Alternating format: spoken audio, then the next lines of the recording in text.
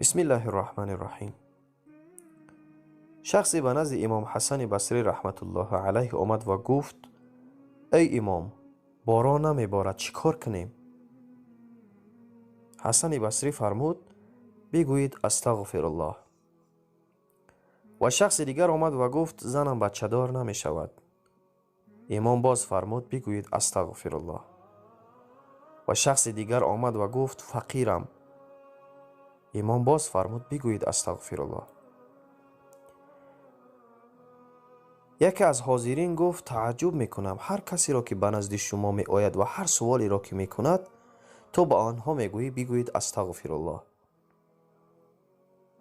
امام حسن بصری فرمود: مگر شما سخن الله را نشنیده اید که می فرماید: اعوذ بالله من الشیطان الرجیم فقلت استغفروا ربکم انه کان غفارا.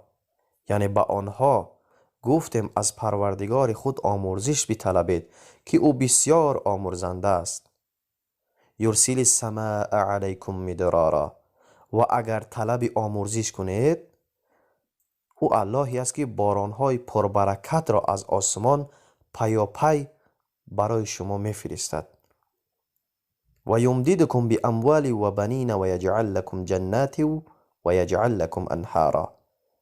و شما را با اموال و فرزندان فراوان کمک میکند و باغهای سرسبز و نهرهای جاری در اختیارتان قرار میدهد.